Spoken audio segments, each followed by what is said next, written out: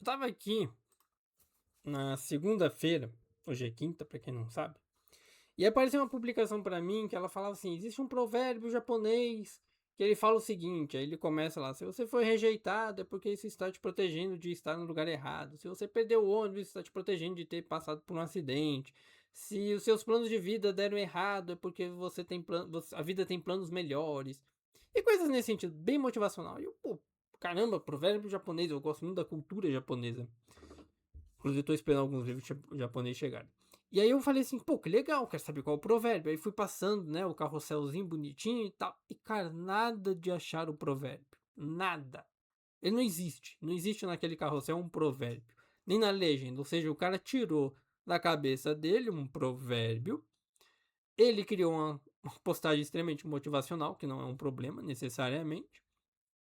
E aquilo me chamou a atenção. Eu falei, cara, peraí. Isso na segunda-feira. Aí salvei a postagem e tal, comecei a escrever sobre ela. Eu tava terminando de ler sobre alguns materiais sobre rejeição para poder lidar com alguns clientes. E aí fui pensando e tal, e fui amadurecendo algumas ideias e voltando pro Instagram, mais postagem nesse estilo. É aquela postagem que ela tem um fundo escuro, bege, branco, né? Um fundo mais assim, mais minimalista. Tem a frase, tem a palavra ali, geralmente, vamos pensar assim, um fundo bege, o texto em negrito, e geralmente um sublinhado em amarelo, como se você estivesse fazendo a marcação, né? E aí vai marcando pontos importantes da postagem. E normalmente eu não acho ruim esse tipo de postagem. Eu acho que é uma postagem válida porque ela está falando de uma técnica muito pontual na psicologia, muito bem estudada. Um conceito, na verdade, que engloba várias técnicas, que às vezes a gente nem para perceber. Qual é o conceito? A regulação emocional. A gente usa da nossa racionalização, que é a capacidade de olhar para a vida de uma forma diferente, uma forma mais racional, e fala assim: ah, beleza, tudo tem um plano, tudo tem um porquê, e assim vai. Então é meio movimentado ali no negócio, porque é uma postagem emocional, ela serve para gerar clique, gerar comentários, repostagens e coisas do tipo, mas ela não tem realmente um provérbio, ela não tem nada. O que ela tem é um viés de uma autoridade ancestral, basicamente. Que é a primeira coisa que a gente pode se fazer assim. Esse tipo de publicação, ela serve para quê? Só que aí tem um detalhe. Pesquisando sobre isso, porque eu fui atrás, eu gosto muito da cultura japonesa. Realmente existe um provérbio japonês que ele fala mais ou menos o seguinte: Nanakorubi Yaoki, que é caia 7 vezes, levante 8. Que é um provérbio sobre persistência, resiliência, a capacidade de você reinterpretar os infortúnios de uma forma diferente. Né? De você olhar não o infortúnio como uma proteção disfarçada, mas o infortúnio como algo natural da sua vida e que você precisa sempre sobressair dele, né? Só que essas publicações, como eu falei, elas têm um apelo a uma autoridade ancestral, assim como existem aquelas publicações sobre apelo à naturalidade de algumas coisas, né? Ah, isso aqui é natural, então tem eficácia. E, cara, cogumelo também é natural, né? Ele vem da natureza, e se você comer um cogumelo sem o devido preparo, você morre, né? São coisas básicas. Que se você conseguir desenvolver um fator crítico, ou seja, um pensamento crítico sobre elas, você aproveita. Se não, você sempre vai achar que tá tudo uma merda. Vou dar um exemplo bem besta aqui com relação ao livro. Eu tinha separado ele aqui, porque essa aqui é a terceira tentativa do vídeo. E o livro se chama Oito Conversas. Tá vendo aqui? É um livro que ele claramente estaria na aba de autoajuda. Só que ele é um livro escrito por dois profissionais da psicologia, dois profissionais extremamente renomados sobre relacionamento. Dá um exemplo besta, o livro ele é um formato de ele pode ser formatado para uma terapia de casal, que é o John Gottman, que é o autor desse livro, né, e a sua filha Julie, se não me engano, ou a esposa dele, eu nunca lembro se é a Julie a esposa ou a filha, eles trabalham só com relacionamento, só com terapia de casal, terapia de família e tal. E eles têm um modelo de trabalho deles. Então eles foram pesquisando, foram desenvolvendo, foram evoluindo, amadurecendo, foram criando material para isso. Então ele tem esse livro que se chama Eight Dates, Oito Encontros, aqui a gente traduz como Oito Conversas, que são encontros que você faz semanais, porque ele é um modelo terapêutico, né, de terapia. São encontros semanais, onde você fala sobre alguns assuntos. Então, por exemplo, no capítulo 4, que é o encontro 4, ele fala o preço do amor, aí você fala sobre trabalho e dinheiro. E aí o ideal é você sentar com o teu parceiro e falar sobre aquele assunto, conversar sobre aquilo ali. Ao fim do capítulo, deixa eu pegar aqui, cadê? E ele vai trazer, né, problema, o que que é o histórico, o que que é o valor do dinheiro, do trabalho, parará. E ao final ele tem perguntas, respostas, reflexões. E beleza, aí, pô, passou, respondeu tudo aquilo, vai pro próximo encontro. Fala, se eu ler direto, vai ser eficaz? Não, porque não foi feito para você ler direto, ele é feito para você ler aos poucos. O quinto encontro é o espaço para crescer, que é você falar sobre família. Então esse tipo de livro, ele é científico, ele tem boas referências, ele não é um livro técnico, ele é um livro feito para leigos, mas ele funciona. Só que ele está na aba de autoajuda. Assim como essas publicações motivacionais, muitas vezes passa batido, porque você fala, motivacional, besteira. Mas você já parou para pensar que elas podem estar te ensinando algo importante? Algo que, se você aplicar, se desenvolve bem? Vou dar um exemplo idiota, mas quem cresceu jogando videogame, quem cresceu vendo anime, vendo alguns seriados, também está consumindo um certo conteúdo motivacional, entretenimento. E aqui é um ponto interessante que é assim, se você tiver pensamento crítico, você aproveita aquilo. A minha geração cresceu vendo os animes dos anos 90, então crescemos vendo Naruto, Dragon Ball, Saint Seiya, Pokémon, One Piece, por aí vai. Nós crescemos com mais capacidade de resiliência porque os nossos modelos de referências de comportamento, Goku, o. Agora esqueci o nome do cara do One Piece, putz. O Naruto, o Seiya, né? Todos esses personagens são forjados mediante a adversidade. Eles não se derrubam por qualquer coisa. Podem perder, mas eles não se derrubam por qualquer coisa. Então você cresce ali. Eu lembro que na época que saiu tem um episódio do Naruto, que acho que é na série do Shippuden já. O Naruto ele vai na cachoeira e ele encontra ele mesmo, né? Como se fosse a Kyuubi, a raposa. E lá ele começa a conversar. Não lembro se tem uma trocação de luta entre eles, acho que chega a ter. Não, na verdade, acho que não tem essa trocação de batalha entre eles. Mas ele meio que se reconcilia com essa parte mais de sombra dele, né? Essa parte de defeitos, parte que ele não quer olhar. E aí, quando ele começa a liberar mais portões ali da Kyuubi e tudo mais. Mais caudas, enfim. Aquilo ali ajudou muita gente na época. Eu lembro disso, porque eu tive clientes, tive colegas que falam: caralho, aquela cena me emocionou, porque, putz, era eu me encontrando com os meus defeitos, eu me aceitando. E isso muda muito a forma como a gente vê as coisas. A mesma coisa aconteceu quando lançou o Dark Souls, por exemplo, que é um jogo de videogame, para quem não conhece. Que, cara, você morre por besteira, você morre assim, bobagem. Mas você continua, você tem que ir evoluindo. E não é evoluir o level do personagem, é evoluir a tua capacidade. E aí, você pega para estudar Dark Souls de uma ótica psicológica, você vê, cara, o quanto de autoeficácia tem aqui, o quanto de autoagência, como o pessoal vende hoje, tem aqui dentro. Então, só para você entender que tudo que você faz, tudo que você consome, se você tiver um pensamento crítico sobre aquilo, você consegue se desenvolver melhor.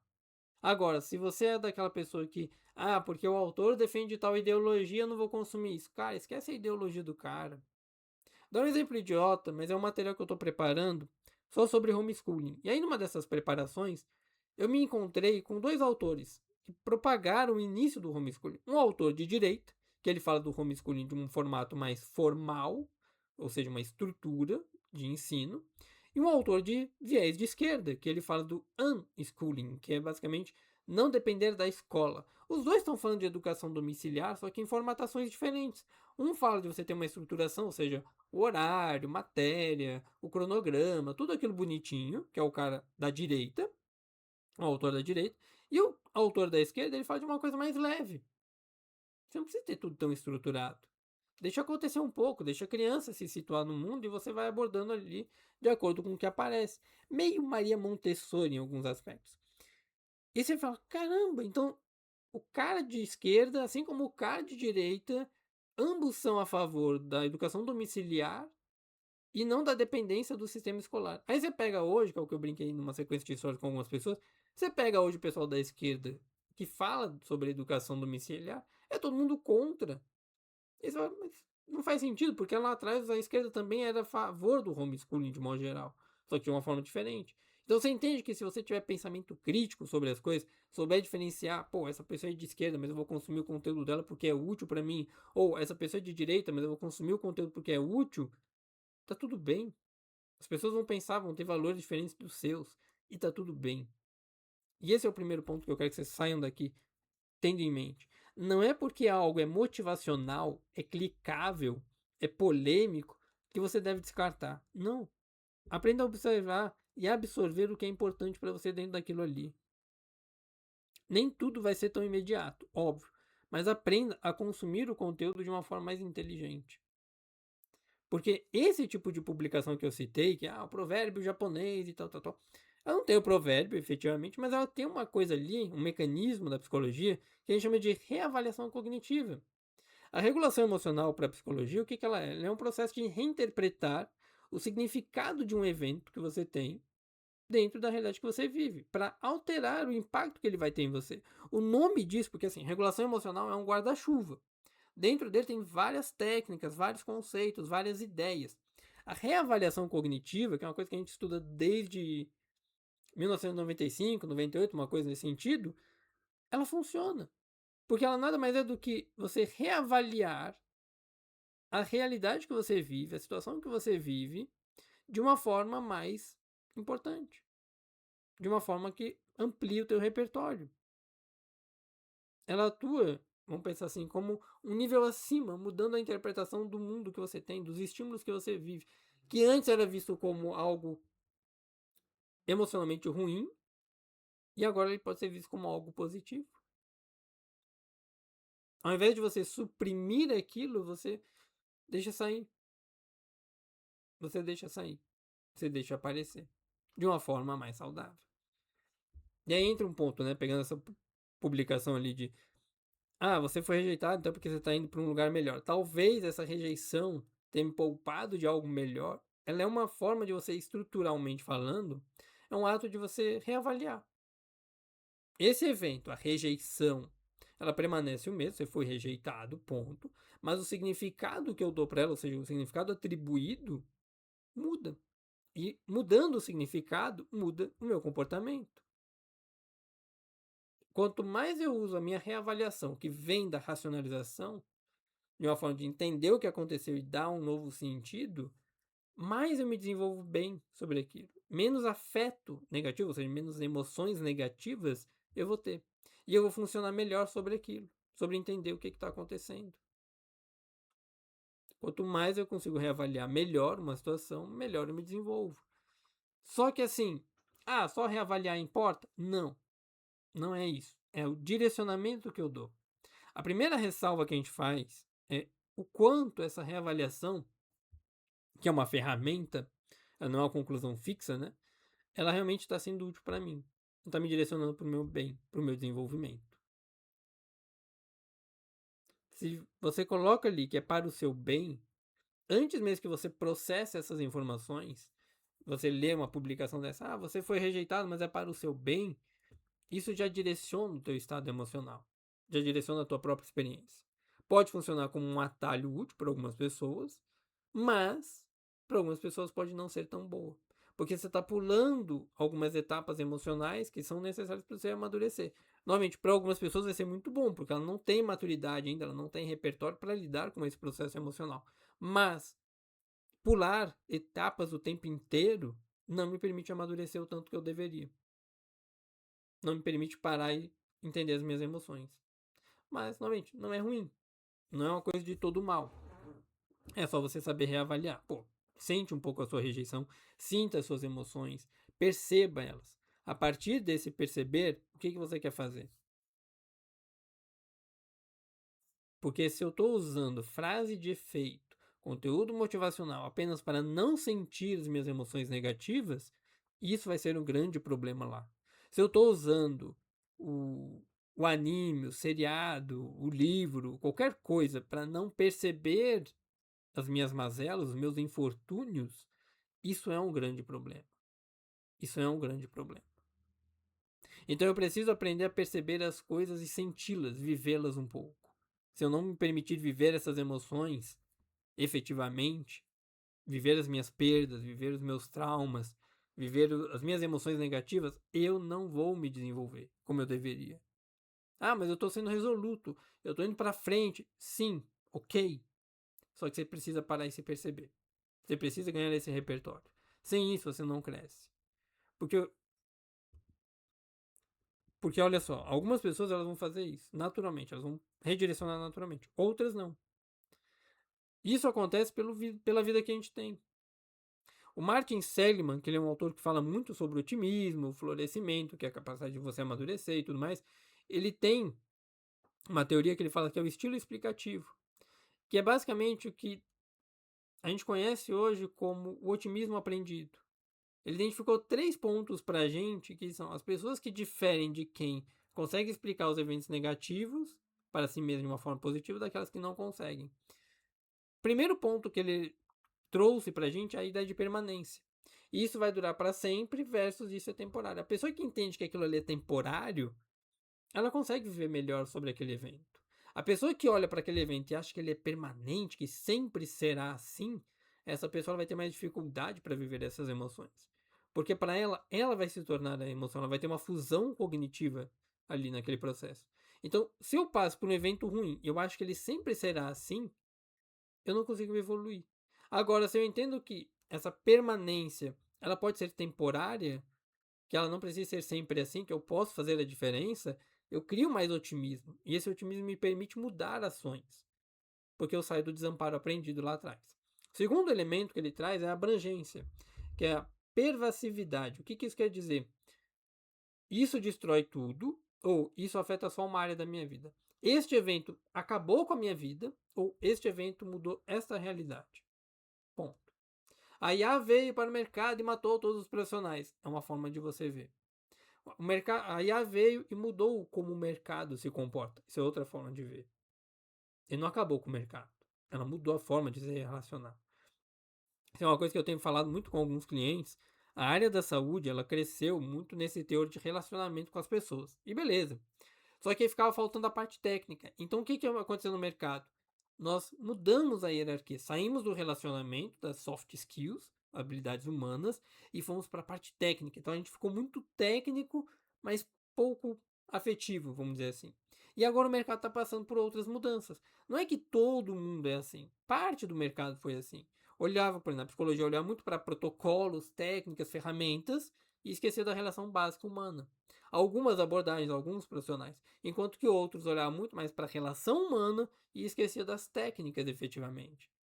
E aí por isso que algumas terapias eram muito efetivas em termos técnicos, mas a relação era meio fria, e outras a relação era muito quente, durava muito tempo a terapia, mas não tinha tanta técnica, a pessoa não parecia não desenvolver algo ali. Então, você vê que está mudando o mercado, porque a IA hoje ela oferece a parte técnica e fica faltando a relação básica. Então muita gente, opa, preciso mudar o que eu estou fazendo. Mesma coisa na área do marketing, né? Você tem a IA para fazer as copy, por mais que as pessoas, não é a mesma coisa, não é para ser a mesma coisa, é para ser o básico. Uma boa IA bem estruturada, ela monta uma boa copy. Ponto. Não estou dizendo que será a melhor copy do mundo, não. Mas ela monta uma boa copy para quem não sabe nada de copy. Isso vai acontecer o tempo todo. O mercado está sempre mudando.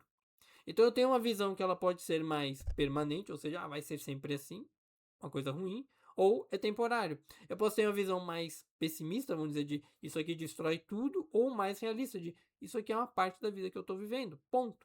E o terceiro elemento que o Martin Seligman traz pra gente é a ideia de personalização, que é a causa deste problema sou eu versus a causa deste problema não é apenas a minha pessoa. Existem fatores externos acontecendo que mudam como a realidade acontece. Que é uma coisa que eu vejo muito nos meus clientes que trabalham com vendas, que eles falam assim, pô, tá difícil vender. Eu falei, sim.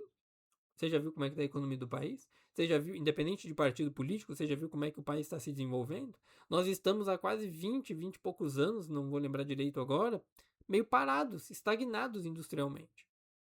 Nós não estamos nos desenvolvendo. Não estamos. Nós não estamos conseguindo sair da mesmice.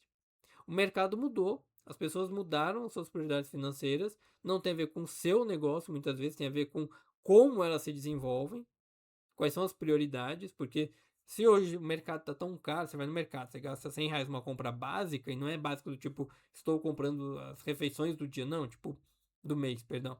Estou comprando aqui uma coisa para comer rapidinho num lanche da tarde, eu gastei R$ 100, eu não vou ter dinheiro para investir num profissional caro. Não vou. Eu vou olhar o profissional, o preço dele e vou falar, cara, isso aqui não é para mim. Eu não tenho condição de pagar 1.600, eu não tenho condição de pagar R$ 1.000, eu não tenho condição de pagar. Tanto que, uma coisa que eu comentei lá no início do ano com alguns clientes, quando você vê essa cultura do low ticket, nossa, agora é só low ticket. Não, não é que seja agora, é que agora mudou a roda, né?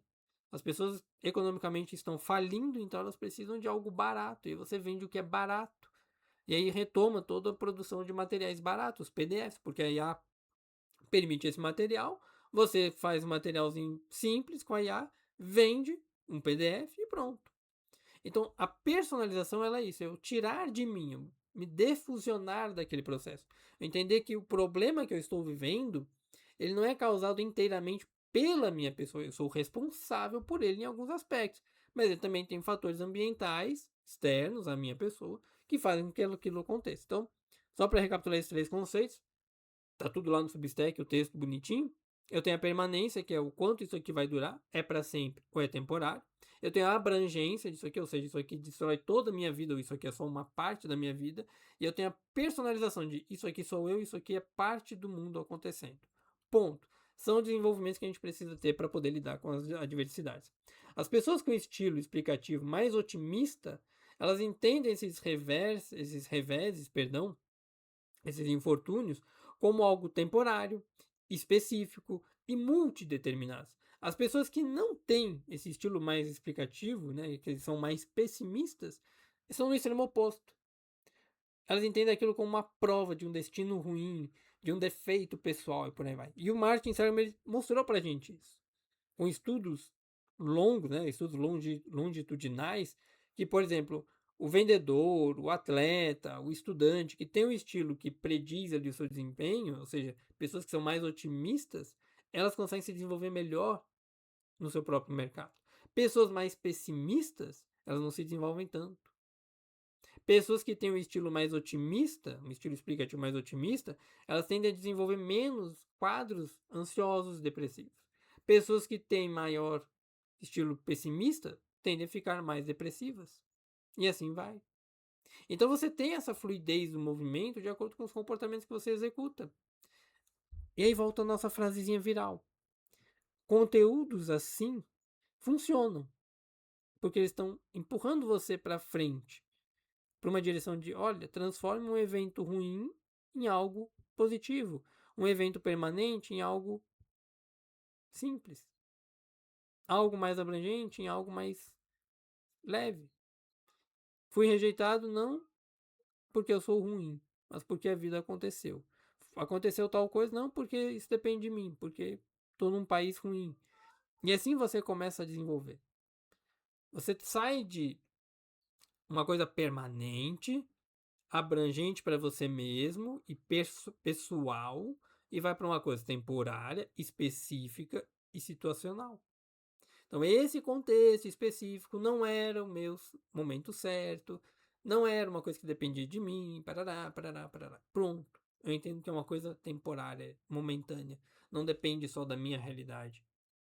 Isso muda tudo como você se relaciona com o mundo. Muda a forma como você se relaciona com as pessoas. Ah, fui rejeitado. Não é você que foi rejeitado, é a tua oferta. E ela não foi rejeitada porque a tua oferta é ruim. Às vezes o momento da pessoa não é aquele. Nossa, não tinha visto por esse ângulo. Pois é. Ah, estou criando um canal no YouTube, as pessoas não estão assistindo. Por exemplo, tem um vídeo aqui que eu, adoro o vídeo, montei ele bem feito, 20 visualizações. O problema não é o vídeo, não é o conteúdo. É que meu canal ele é pequeno de fato. Tive 10% de visualização, acho muito. Claro, poderia ser bem mais, poderia, mas eu ainda acho aquele ali válido. Você entende que a forma como você vê as coisas, e é uma coisa que eu brinco muito com os meus clientes, cara, eu tô criando conteúdo, é mais um vídeo, ponto. Segue, segue. A forma como você vê o mundo, a forma como você vê os acontecimentos na sua vida, os imprevistos, as rejeições, os infortúnios, né, as mazelas, cara, é parte do processo. Quando você começa a fazer essas reformulações, essas reavaliações, ela pode se tornar um grande ponto de crescimento, um ponto de encontrar os benefícios. E aí gera um conceito que a gente chama de crescimento pós-traumático.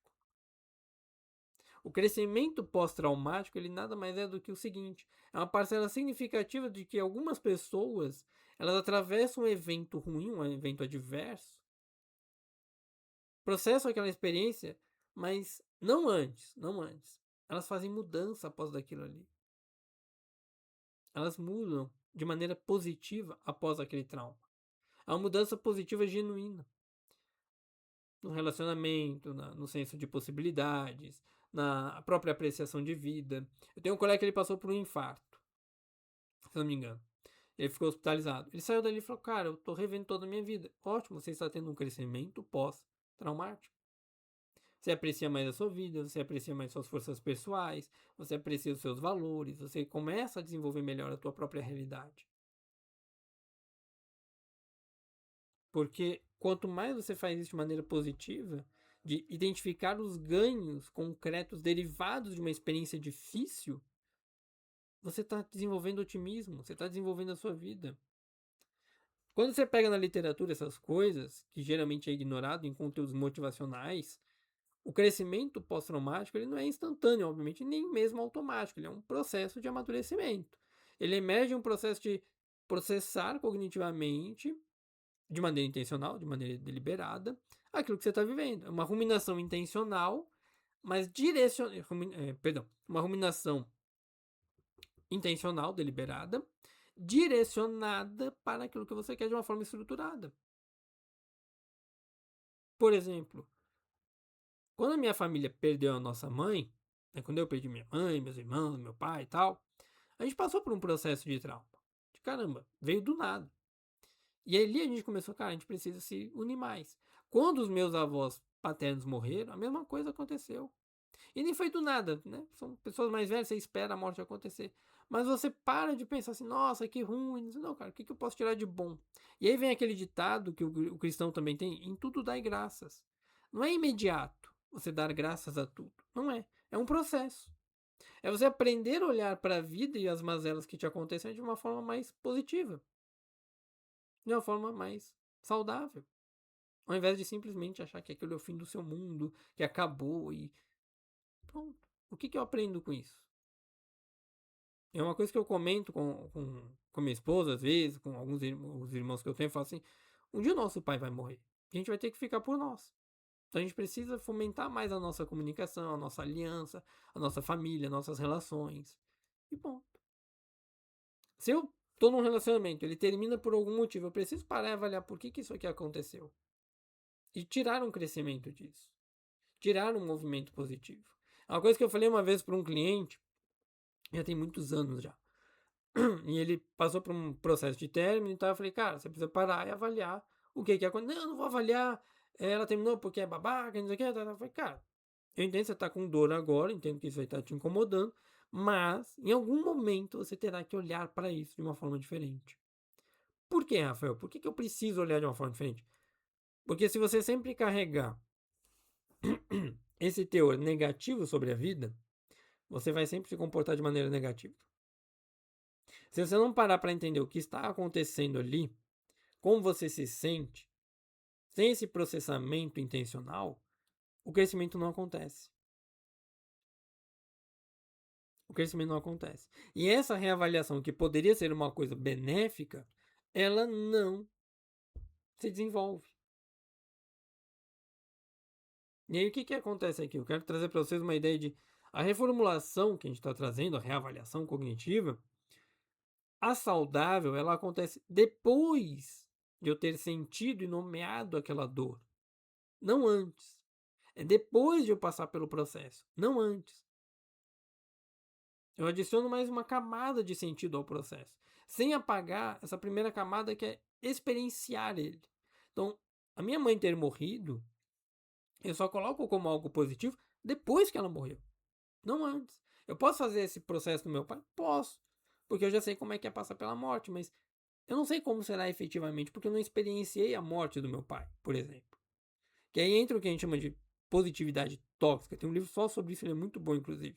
Que é mais um daqueles livros que cai na área de autoajuda, mas ele é feito por psicólogo. Ele é um livro, não é técnico, mas ele serve para o seu desenvolvimento. A positividade tóxica, ela ocorre quando a reformulação ela é usada para eu pular essa etapa do sentir. Eu preciso passar pela emoção. Eu não posso olhar para a dor como se ela fosse um erro de interpretação, uma coisa desnecessária. Não. Você já ouviu aquele ditado, né? Como é que é? A dor é inevitável, o sofrimento é opcional, um negócio assim. Cara, não. Não tem nada opcional. A permanência no sofrimento é uma habilidade que você desenvolve. Assim como a temporalidade sobre aquilo. Então, a positividade tóxica que muita gente prega, hoje já mudou um pouco o mercado, mas ainda existe muito disso, é eu tentar reformular algo para pular uma etapa do sentir, que é fundamental para o nosso amadurecimento, como se a dor fosse um erro de interpretação, uma coisa não desejada, que eu preciso corrigir. E é o que eu falo muito para os meus clientes. Tem duas coisas na vida que você nunca vai conseguir reformular sem viver. Primeiro, parentalidade, o nascimento de um filho e a morte. Você não sabe como será a criação do seu filho até você ter um filho. Ah, mas eu li um monte de livro. Eu também, eu tenho uma coletânea aqui de pelo menos uns 20 livros só de criação de filho. Só isso. Ah, vou ler tudo antes de ter filho. Não vai adiantar nada. Porque o dia que essa criança chorar 2, 3 horas seguidas, não tem livro que te salve. Não tem livro que te salve. Você vai desregular. O dia que você for botar essa criança para dormir e ela chutar a tua cara, não vai ter livro que salve. Porque você não passa pelo processo até entender o processo. Até vivenciar ele. Então entenda que tem coisa na sua vida que você só vai viver vivendo. Você só vai poder dar um sentido melhor vivendo. Ponto. Ponto. E a morte é um desses processos também. Ok? Então não tente não viver as suas emoções. Viva elas. Se permita vivê-las. É importante para o teu amadurecimento. É importante para o teu amadurecimento. Então aqui eu vou só recapitular alguns pontos com vocês que é. Primeiro ponto é entender que nem todo o conteúdo motivacional ele é ruim. Mas a gente não pode cair no viés da ancestralidade, da naturalidade, achar que tá ali, o ditado japonês falou tal coisa. Não importa. Tenha senso crítico sobre quem está falando, o que está sendo falado e como isso está sendo apresentado. Tenha senso crítico. Pense sobre aquilo. Reflita sobre aquilo e adapte para a tua realidade. Segundo ponto, reavaliar a vida, reavaliar as suas emoções, seus sentidos, é uma forma de evoluir melhor. Desde que seja para viver melhor, ou seja, o direcionamento ele importa mais do que a reavaliação sozinha por si só. A direção ela é fundamental de como eu quero enxergar as coisas. Porque esse viés que eu tenho, essa percepção que eu crio, esse direcionamento que eu dou para minha percepção é o que me permite evoluir melhor. Algumas pessoas vão crescer mais do que outras nesse sentido porque elas desenvolvem habilidades. Então, dentro da permanência, ou seja, o quanto isso aqui vai durar na minha vida, se é uma coisa permanente, se é determinante ou se é temporário. Quanto mais temporário, melhor eu me desenvolvo. A abrangência daquilo, ou seja, isso aqui é toda a minha vida, isso aqui é uma parte da minha vida. Ponto. Eu consigo me desenvolver melhor olhando para o próprio mercado, para a própria vida como um todo. E a personalização, não sou eu, é o contexto. Ou não é só a minha pessoa, existe o contexto por detrás. O exemplo besta, de novo, só para tentar fixar isso para vocês. Eu sou psicólogo. O pessoal pergunta, Rafael, você não tem medo de se posicionar na internet? Não. Por quê? Porque o meu posicionamento ele não é permanente, eu posso mudar. Ponto. Eu posso mudar, eu posso amadurecer. Desde que tenha evidências e fatos que me façam mudar. Segundo, a minha postura, ela não é sobre tudo. Ela é sobre áreas específicas. Mas algumas pessoas podem não gostar. Algumas, não todas. Eu moro num prédio. Esse prédio tem 100 famílias, 100 apartamentos. Vamos considerar que cada apartamento tenha 3 pessoas, ou seja, tem 300 pessoas aqui. Eu atendo 25 por semana. Nenhuma delas é do meu prédio. No raio de 500 metros, eu tenho pelo menos 3.000 pessoas. Talvez bem mais do que isso, mas vamos botar para baixo. 3.000 pessoas no raio de 500 metros.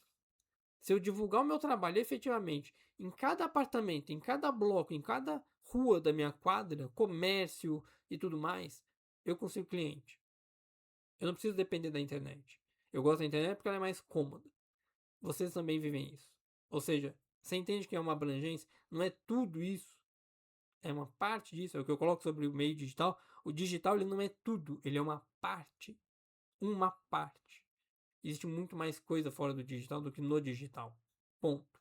E a personalização não é a minha, não sou eu que estou errado. Às vezes é a minha oferta, a minha abordagem. O produto é muito bom, mas o empacotamento dele, o embrulho dele não é atrativo. Então melhora esse embrulho, melhora a oferta. Ah, as pessoas não estão comprando, não é porque o produto é ruim, às vezes é porque elas de fato não têm dinheiro. Não é o mercado que está legal. Então são coisas que você precisa aprender a ver. A maneira como eu vejo o mundo, a maneira como eu me vejo no mundo e a maneira como eu vejo os meus acontecimentos determina o quanto eu vou adoecer ou não dentro da minha própria vida. Ok? Nosso quarto elemento é entender que a reformulação, essa reavaliação cognitiva, ela é feita para criar crescimento após um trauma, não para evitar um trauma. Eu não evito problemas, eu aprimoro a partir deles. Ponto. E aí entra uma mentalidade que eu cresci tendo, que é a mentalidade do Saiyajin. Você cresce mediante as suas batalhas. Se você não batalhar, você não cresce. E para todo mundo que cresceu vendo Saiyajin, vendo Dragon Ball, você lembra do Gohan. Gohan parou de batalhar depois da saga do Majin Buu e ficou um bosta. Tanto que tiveram que reformular o personagem. Então, assim, você tem todo um desenvolvimento. A reformulação, reavaliação cognitiva, ela não serve para você evitar o trauma. Ela serve para você crescer a partir dele. Não é para você não sentir as emoções, é para você crescer a partir dessas emoções. Eu vou fazer um workbook sobre isso, talvez, mas eu quero deixar para vocês uma aplicação bem pontual. Talvez eu acho que não vou fazer o workbook ainda não, vou deixar ele mais para frente, que eu junto com outras coisas que eu tenho em mente. Mas eu quero deixar para vocês o seguinte: pega um pedaço de papel, nomeia o evento e a emoção que você está vivendo. Perdi esse cliente e isso me incomodou. Ponto. Sem adicionar nada, só isso. Perdi um cliente, perdi uma oportunidade e isso doeu. Ponto. Verifica como é que você. Aquele estilo explicativo que a gente teve. Verifica como é que está isso. Antes de reavaliar, antes de dar um sentido novo. Pergunta na seguinte forma: estou tratando isso como algo permanente, abrangente e sobre mim inteiramente? Ou de outras formas? Se sim, existe uma leitura mais precisa, não necessariamente mais bonita, mas precisa sobre esses fatores envolvidos? Você perder o cliente é uma coisa que é permanente, abrangente, ou seja, a sua vida inteira, e é só sobre você, ou ela é diferente? Ah, dá para fazer uma coisa, não, esse cliente aqui eu perdi por causa disso, nesse contexto, papapá. Pronto, vai desenvolvendo. E aí você para um pouco, respira. E ao invés de você colocar, isso foi para o meu bem, isso foi... Não. Se pergunta, o que essa experiência me mostra? Que eu não tinha visto antes. O que perder esse cliente me mostra sobre o meu mercado, o meu desenvolvimento, os meus clientes? Perguntas mais abertas tendem a permitir respostas mais abertas. E respostas abertas, elas permitem um desenvolvimento maior. Então você começa com algo amplo, aberto, abrangente, e vai para algo específico. E aí você tem uma resposta mais concreta, mais real, em vez de uma resposta decorada. Ah, perdi o cliente, isso é pro meu bem. Não, tipo, o que está acontecendo?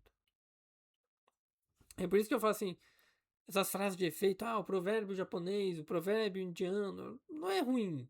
Não é ruim, é um atalho, ela serve, pode ajudar, mas assim, ela não permite você se desenvolver tanto. O problema é a gente usar esses atalhos emocionais, assim como o problema de usar a IA, não é o uso da IA em si, mas é você usar a IA para não pensar sobre as coisas, né? Ela fazer tudo por você. O problema é a gente usar esses atalhos emocionais como substituto do processo, que é um processo mais lento, ele é um processo de amadurecimento. Ele não é prazeroso, ele não é elegante, ele não é bonito, ele é uma coisa que incomoda. Mas é o que faz você crescer. É o que faz você crescer. É o que te permite se desenvolver melhor. Beleza? Pensa nisso.